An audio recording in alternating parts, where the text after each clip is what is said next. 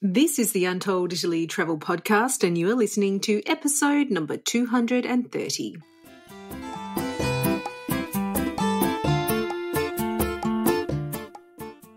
Ciao a tutti and benvenuti to Untold Italy, the travel podcast where you go to the towns and villages, mountains and lakes, hills and coastlines of Bella Italia. Each week, your host, Katie Clark, takes you on a journey in search of magical landscapes, history, culture, wine, gelato, and, of course, a whole lot of pasta. If you're dreaming of Italy and planning future adventures there, you've come to the right place.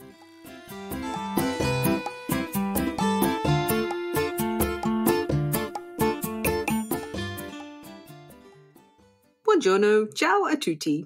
Are you all doing well, and are you keeping up with all your plans for Italy? I know many of you are planning trips for later this year, and that's so exciting. The weeks will just fly by. Today's episode is going to be a short and sweet one in response to many questions we've been getting about the Vatican and Catholic Church Jubilee next year, and how that will impact your travels in 2025. But first, I'm back from 2 weeks in Italy where I spent time in Rome, Umbria and Lake Como, and of course it was absolutely magnificent.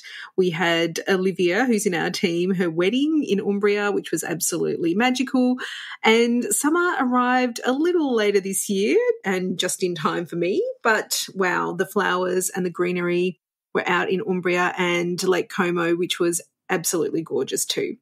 But now Rome is Rome, but I have to say I was a little shocked at some things I saw there, and I need to forewarn those of you visiting in the coming months that it's likely to be a bit of a construction zone. Sadly, all the fountains in Piazza Navona were covered for cleaning, and it was the same in Piazza della Rotunda outside the Pantheon. There's ongoing work around Piazza Venezia that's due to the subway that's being built there, and unfortunately, and this is really sad, Michelangelo's Pieta in St. Peter's is also covered for cleaning and restoration. I have to admit, it's a bit frustrating, and I really do feel for those of you visiting Rome for the first time, as these are some of the truly magical public monuments that make the city so very special. So what's going on? Well, the city is preparing for the Vatican Jubilee of 2025, which starts this year, which is a bit unusual, on December the 26th, and it continues on until the 6th of January in 2026. I'm going to dive into that a bit later into more of detail, but for those of you who are travelling in 2024, unfortunately, you need to expect a little chaos, well, probably quite a bit, as the city prepares for this special event. And, you know, as it is Italy, it's hard to know when the works will be finishing and new ones starting. But we do know that the preparations have a deadline of around the end of December this year. And the one thing we know for sure is that the Pieta works are scheduled to complete in November. So if you're visiting St. Peter's, I'm so sorry if you're going to miss that. It's really a shame because it is really an absolutely beautiful sculpture. But Rome is magnificent, so in this situation, I really encourage you to look for the beauty that is around every corner. I went for this huge 20-kilometre walk around the city on my last day and discovered so many places and charming corners that I'd never noticed before, and I visit there very regularly. Rome is really an incredible wonderland, and please don't let these works disappoint you. Please go off and find your own special spots and you'll treasure them forever because you found them and they weren't just in a guidebook. Okay, so let's dive into the Jubilee of 2025 and chat about what it means for your travels next year. So the first question I guess we want to answer is, what is the Jubilee? Now, the Jubilee year in Rome is a special event that the Catholic Church has announced, and it occurs every 25 years. It is a time of celebration for Catholics, and the city buzzes with religious and cultural events. Pilgrims visit Rome looking for personal spiritual renewal and a deeper connection with their faith. Special prayers, masses, and processions are organised for pilgrims who visit Rome during this time, and they're there to receive the Church's blessings. Of most importance in Rome, pilgrims take part in the passing through the holy doors of the 4 papal basilicas in Rome, and they are St. Peter's Basilica, St. John the Lateran, Santa Maria Maggiore, and St. Paul's outside the walls.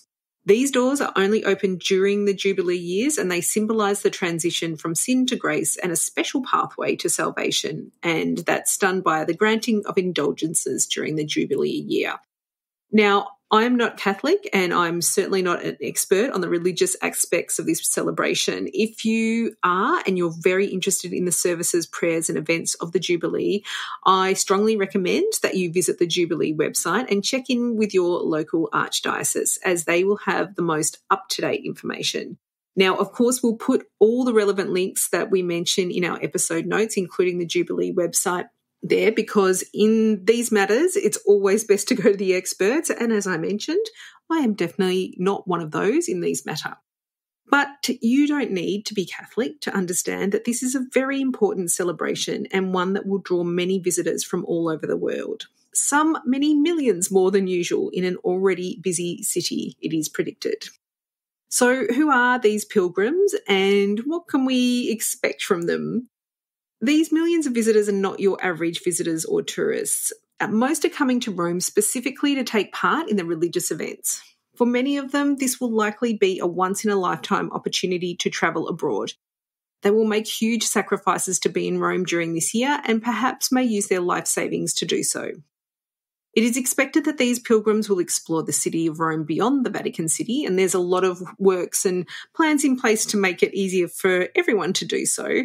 I guess it would be kind of strange if they didn't explore, but their focus will likely be on the religious events and sites in and around the Vatican and other churches rather than typical tourist activities. After all, there are around 900 churches in Rome, which is quite a lot, so they can spread out quite a bit.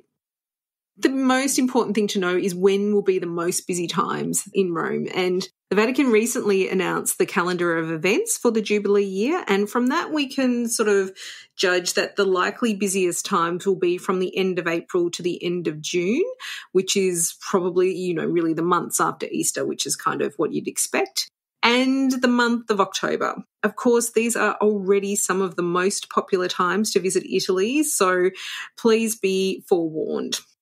The opening and closing of the holy doors around Christmas time this year and in 2025-2026 will also likely be a little busier. So what I'd like to discuss with you today is what you can expect if you do decide to visit and how you can manage your plans accordingly. Because let's face it, you also may not have another chance to visit the Eternal City. And thanks to all those public works I mentioned before, Rome is going to be looking at its very, very best. So if you want to see the Eternal City shining bright, then 2025 might be the best year to go.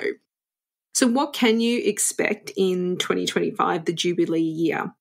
Oh, hand on my heart, I haven't visited Italy during a Jubilee year, but I do know someone who has. And it's a big shout out to my sister-in-law, Jo, who managed to be in Italy 3 times during the last main Jubilee in 2000. And she did confirm that she felt it was very busy on those occasions. But, the crowds have only increased since then. And she was back in Rome with my brother and my nephews last year in September, which is the absolute peak month for travel, and didn't think it was too bad. Busy is in the eye of the beholder, and I think if we prepare you for crowds like Disneyland on a weekend and you're pleasantly surprised, then that can only be a good thing. Should you travel to Rome and Italy in the Jubilee year? Well, I think you should. I know many people are put off by what is expected to be a very busy year ahead, and to that I say a few things. Rome is a very busy and chaotic city. It's part of the vibe of the place, and no doubt it's been that way for the past 2,000 years. If you lean into that and accept it, then you'll have a truly exhilarating experience and one you'll never forget.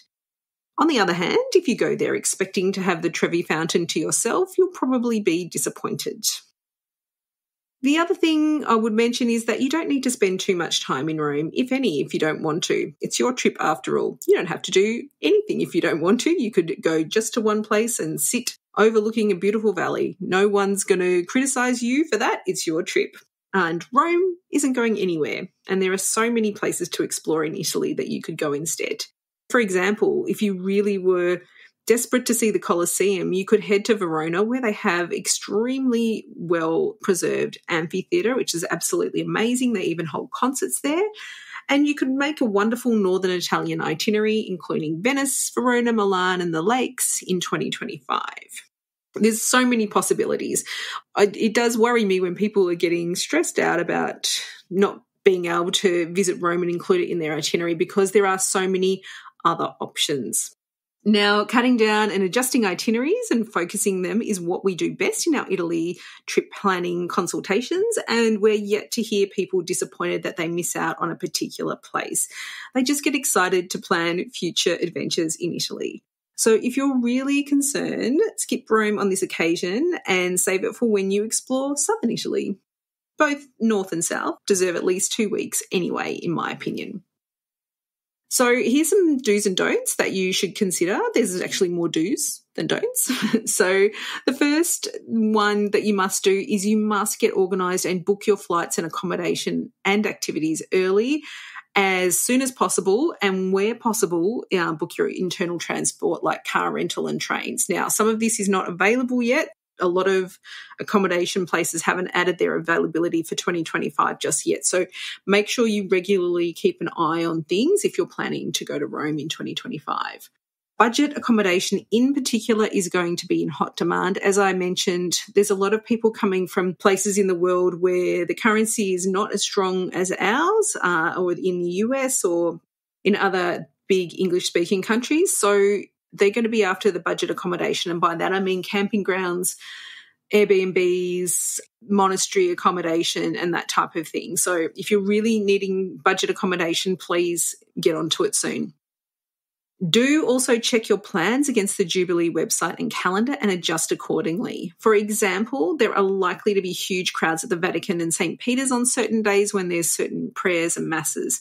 And so to me, that sounds like a good time to visit the Colosseum. So just try and be a little bit savvy around when and how you're going to do things so you can sort of move with the crowds and the times. If you want to visit the Vatican museums, really make sure you watch and take note of what days are available. So it's probably not a good idea to visit the Vatican museums when there's a huge crowd in St. Peter's Square. It could just be a bit of a nightmare. So the other thing you can do is join our Italy trip planning group on Facebook, and we give a lot of up-to-date information on there, and people do a fantastic job of reporting back their live experiences into the group. So that's going to become probably more important next year when we have this extraordinary event or series of events happening in Rome. And one really great example of that actually just happened this week when, and I don't know if anyone heard it, there was a big explosion of some water pipes just outside Naples. Then they actually take fresh water over to the island of Capri. And unfortunately, they had to shut the ferries down to Capri last week because they had no water. Yeah, I checked in with our friend Holly, who's been on the podcast a few times, and she told me they could only access 25 litres of water per family per day. So I feel like it's good to stay on top of things, and if you want to do that, you can do that in our Facebook group. It's free to join, and it's called Italy Travel Planning. We do keep it very highly moderated because, frankly, I don't like rude behaviour. So it's not a group where it's a free-for-all. So I know some people don't like joining groups like that, and I'm one of them. So I don't like to have that associated with Untold Italy. So we keep it very tightly moderated. Back to things, the do's and don'ts, and here's the don't. And there's only one, and please, please, please don't leave things to the last minute for next year. Commit now and plan for the city to be busy, and you'll be in the best position to make the most of your time in Italy in 2025. And I think if it was my first trip to Rome and Italy next year, I desperately wanted to visit Rome but wasn't so interested in the religious events, I'd plan to spend maybe 3 days there, and we have a very useful itinerary on our website that you can adapt for that. Once you've been to Rome, you could head out of the city and away from the crowds, and I'll give you some examples of where you can go. I do think that Florence and Venice will probably be quite crowded, and probably Tuscany and the Amalfi Coast, which is just Sorrento and the Amalfi Coast are absolutely heaving this year. So I think this is the time we really need to embrace that there are other places, many, many other places, wonderful places to visit in Italy. For those of you on your second, third or more visits and you've already been to Rome at least once, I think maybe take this as a sign from the Pope to head out to the Italian regions and explore beyond the major tourist areas, the untold areas, if you will. Having just been in Umbria, they say tourist numbers have doubled there, but you just can't tell. It's absolutely delightful. Maybe Assisi will be busy next year, but it's a large region with so many wonderful corners to explore. You will not be disappointed if you spend some time in Umbria. It's absolutely delightful. In the same vein, Puglia, Sicily, the Dolomites, Liguria, Piedmont, Calabria, Marche, Abruzzo, and all around Emilia-Romagna are also a world away from Rome, and you need a flight or a long train journey to get there. And so those destinations probably don't appeal too much to the pilgrims. While others are enjoying the Jubilee events, you can explore these amazing places and get a taste of the regional Italy we love. We have a lot of information about all these places on our website, so do head on over there. So would I visit Rome and Italy in 2025? Absolutely, yes, I would, and of course I am. I'll probably go twice, actually. You can't keep me away. I know it might sound a little daunting for some of you, but it's really going to be straightforward and it's about expectation setting. So if you expect it to be a little busy and you're organised and you plan carefully, your travels in Italy in 2025 will be some of the most memorable ever. And I do understand it could be a bit daunting for some. And if that's the case, why not book in for a trip consultation with our expert Italy trip planners? They can assist you to build a plan that makes the most of your time that you have available in Italy and help you have all the glorious Italian experiences you've dreamed of. You'll find a link to those services and the Jubilee website over on our website show notes at untolditaly.com/230 for episode 230. We also have a huge library of podcast episodes and blog posts that are regularly updated that you can access. Just use the search icon on the website to find what you're looking for. Grazie mille. Thanks to our wonderful listeners for your ongoing support of Untold Italy. I do hope you enjoyed today's show. If you did, then it would be amazing if you gave us a rating or review in your favourite podcast app, and that way we can reach more Italy travel lovers just like you.